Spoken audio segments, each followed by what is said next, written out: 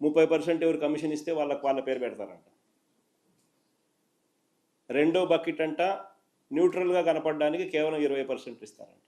20% మాత్రం పెడతారంట న్యూట్రల్గా కనపడడానికి. కొంతమందిని సెలెక్ట్ చేస్తారంట, వాళ్ళని పెడతారంట, వాళ్ళకు ఒక 20% టోటల్ అమౌంట్లు ఇస్తారట. ఇది జరుగుతూ ఉన్న స్కీమ్ ఆంధ్ర రాష్ట్రంలో. ఏమొస్తాయండి పరిశ్రమలో? ఇండస్ట్రియల్ ఇన్సెంటివ్స్లోనూ డబ్బులు ఎత్తలు మొదలు పెడితే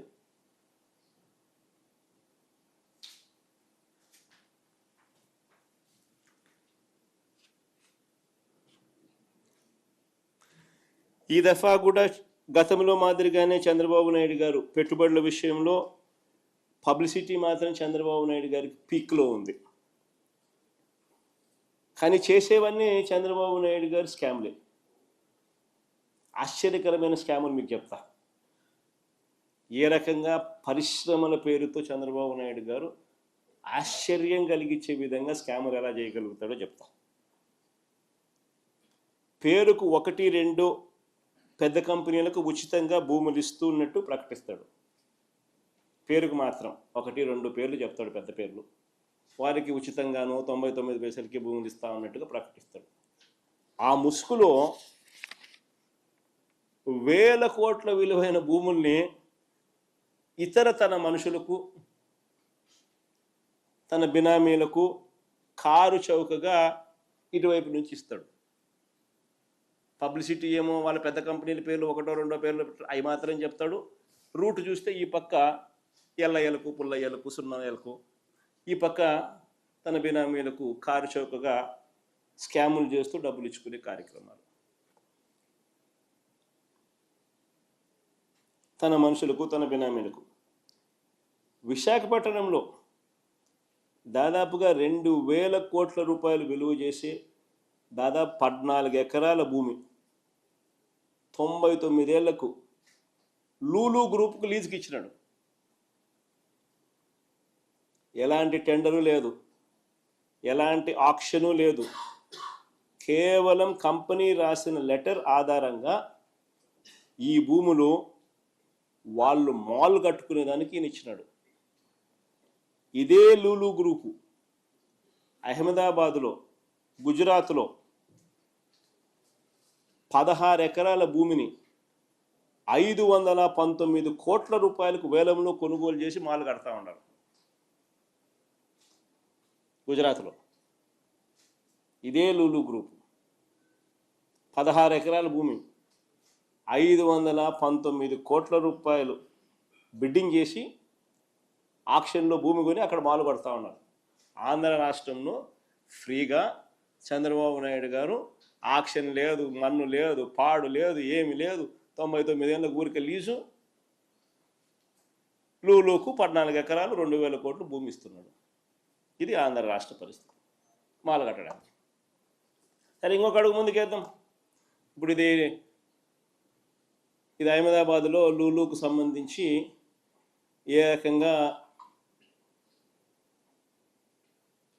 ఆ రాష్ట్రం క్రెడిట్ తీసుకుంటూ the city's biggest land deal so far has also set the record for the highest stamp duty from a single sale deed. ఇక్కడ స్టాంప్ డ్యూటీ కూడా ఎగ్జంప్షన్ మన రాష్ట్రంలో.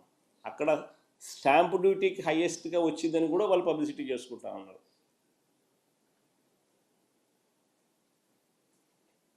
దాదాపుగా 16 ఎకరాల భూమి లూలు గ్రూపుకు షాపింగ్ మాల్ కట్టడానికి 519 కోట్ల రూపాయలు ఆక్షన్లో పాడి 31 కోట్లు స్టాంప్ డ్యూటీ కూడా కట్టారు అని.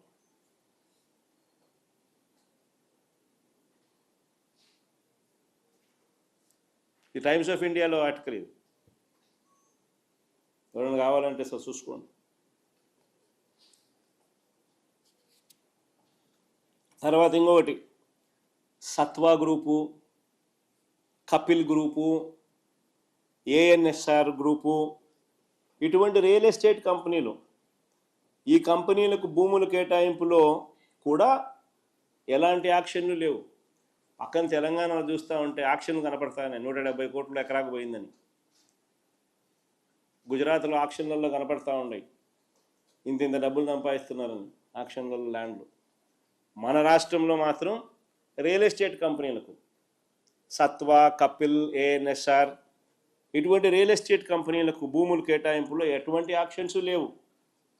ఈ ఒప్పందాలు ఒకసారి చూస్తే ఈ సత్వాకు కానీ, కపిల్కి కానీ, ఏఎన్ఎస్ఆర్కి కానీ ఎకరా 50 కోట్లు విలువ చేసే భూములు వీళ్ళకు కేవలం 1.5 కోటికి ఇచ్చినారు. ఎకరా 50 కోట్ల రూపాయలు విలువ చేసే భూములు కేవలం 1.5 కోటికి ఇచ్చినారు. సత్వాకు 30 ఎకరాలు, కపిల్ చిట్ ఫండ్స్ వాళ్ళకు 10 ఎకరాలు, ఏఎన్ఎస్ఆర్ వాళ్ళకు 10 ఎకరాలు, ఇంకా రహేజాకి అయితే మరి 99 పైసలకి. అన్నిటికన్నా ఇంకా పెద్ద స్కామ్ చెప్పంటారా ఇక్కడ? ఒకవైపున భూములు కారు చౌకగా ఇవ్వడమే కాక, ఎలాంటి ఆక్షను లేకుండా ఇవ్వడమే కాక, మరోవైపున ఏం చేస్తా ఉన్నారో తెలుసా? ల్యాండ్ యూస్ కన్వర్షను, ల్యాండ్ యూసు వీళ్లకు 40%, 50% మిక్స్డ్ యూస్కు వీళ్ళకు చేసుకునేదానికి స్వేచ్ఛనిస్తూ, మరోవైపున వీళ్ళు బిల్డింగులు కడితే స్క్వేర్ ఫీట్కి 2,000 రూపాయలు వీళ్ళకు తిరిగి గవర్నమెంట్ ఇస్తుందట. ఇది నిజంగా బొనాన్సా కాదా? ఎవడన్నా రియల్ ఎస్టేట్ వ్యాపారస్తునికి ఈ మాదిరిగా ఇస్తారా మీరు? వీళ్ళు బిల్డింగులు కడితే స్క్వేర్ ఫీట్కి 2,000 రూపాయలు ఎదురు గవర్నమెంట్ ఇస్తుందంట వీళ్ళకు. చూడండి అది page number 16 IT and GCC policy 4.2 incentives for infrastructure developers అని చెప్పి వీళ్ళకు వర్తింపజేస్తూ ఇది పెట్టినారు. 50% క్యాపిటల్ సబ్సిడీ అంట, మ్యాక్సిమం ₹2,000 పర్ స్క్వేర్ ఫీట్ అంట, పేడ్ ఓవర్ 5 years అంట. ఏందండి ఇది?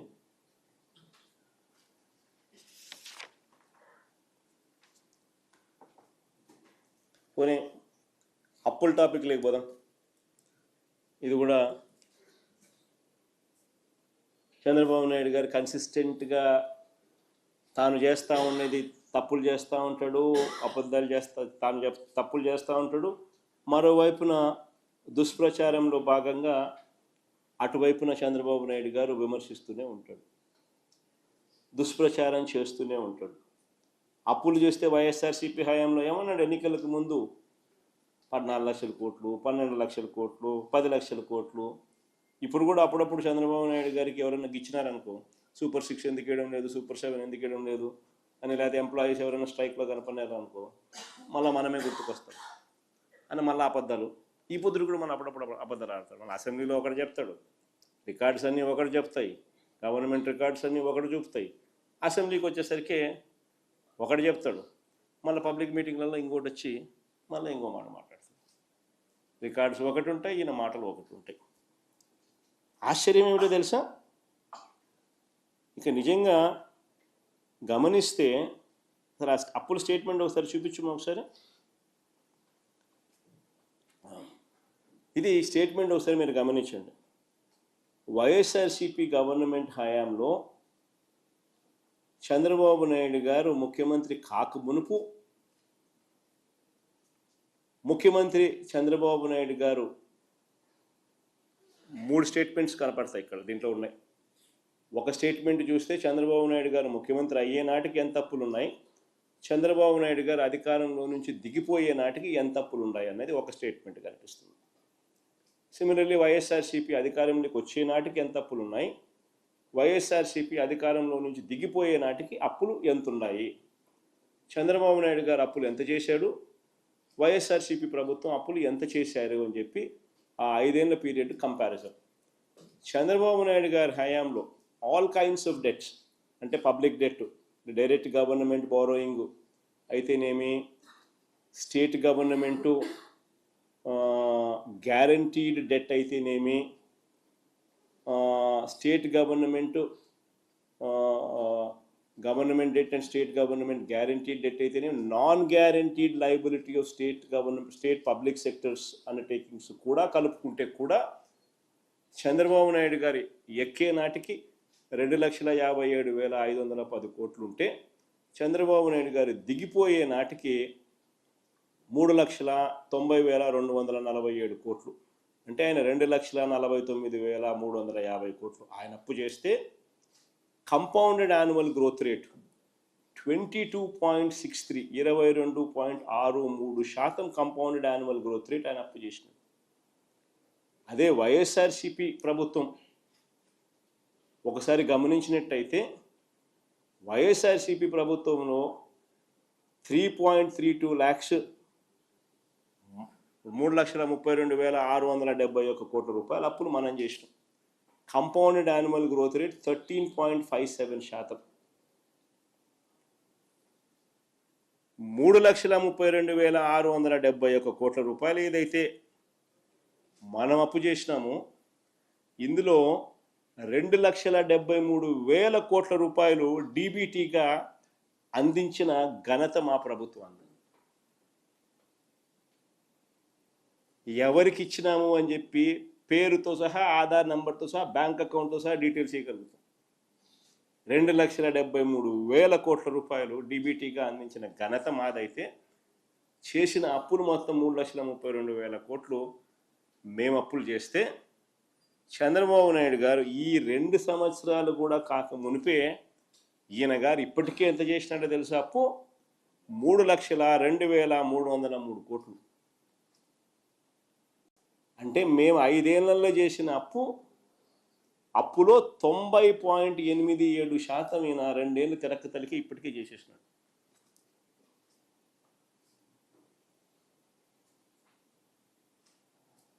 నిజంగా ఆశ్చర్యం కలిగించే విషయం.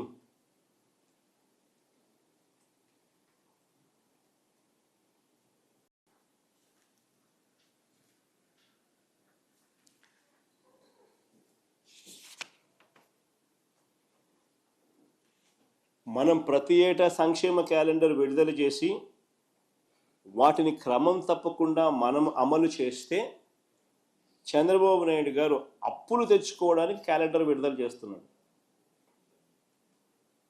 వచ్చే 3 నెలల కాలంలో మరో 11,000 కోట్లు ఆయన అప్పు చేయడానికి కోసం ఆర్బీఐకి ఇండెంట్ పెట్టినాడు. ఈ అప్పులు తేవడానికి కూడా ఒక పద్ధతి లేదు, ఒక పాడు లేదు.